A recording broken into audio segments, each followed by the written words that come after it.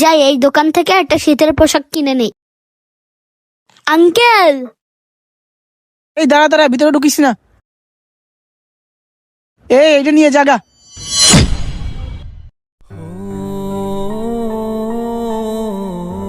আরে এইটুকু একটা বাচ্চা ভিক্ষা করতে আসছে। আঙ্কেল আমার টাকা লাগবে না, আমাকে একটা শীতের পোশাক দেন।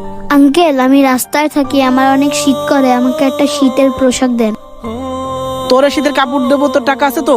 হ্যাঁ আঙ্কেল আমার কাছে টাকা আছে, তো আমাকে একটা শীতের পোশাক দেন। শীতের পোশাকের কিন্তু অনেক দাম। সমস্যা নেই আঙ্কেল, আপনি দেন। আঙ্কেল আমাকে ওই জ্যাকেটটা দেন। আচ্ছা দাঁড়া, আমি নিয়ে আসতেছি।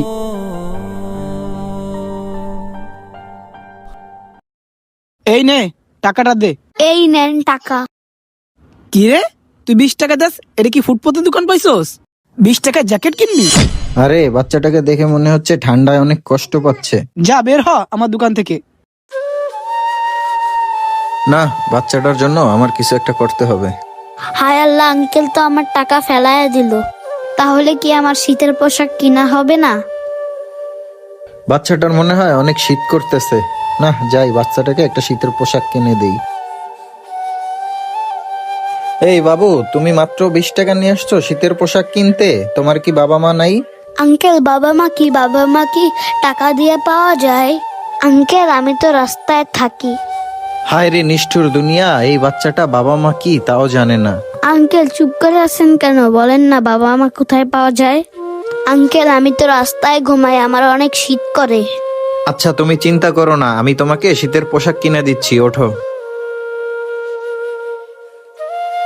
ভাই, এই পোশাকটার দাম কত? ভাই এটার দাম তো 1300 টাকা। আপনি একটা কাজ করেন, আমাকে 1000 টাকা দেন। আচ্ছা ভাই ঠিক আছে, তাহলে এটা দিয়ে দেন। এই যে ভাই।